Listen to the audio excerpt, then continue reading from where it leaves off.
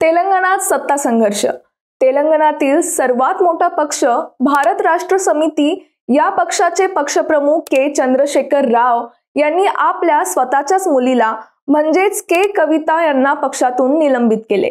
याचं कारण असं की कविता यांनी थेट पक्षातील वरिष्ठ नेत्यांवरच गंभीर आरोप केले आहेत. हरीश राव आणि संतोष राव यांनी केसीआर यांची प्रतिमा मलिन करण्याचा कट रचला आहे असा दावाही त्यांनी केला.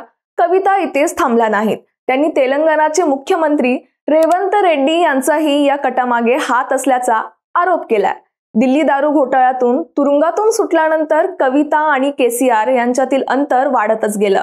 कविता म्हणाल्या, मी केसीआरची रक्ताची मुलगी आहे, मी स्वतंत्र राहीन आणि सोशल मीडियावर मला ट्रोल करणाऱ्यांना मी सोडणार नाही. आता सगळ्यांचं लक्ष आहे ते बीआरएस मधील अंतर्गत संघर्ष आणखी किती तीव्र होणार आणि बाप लेकीच्या या राजकीय लढाईचा शेवट कुठे होणार.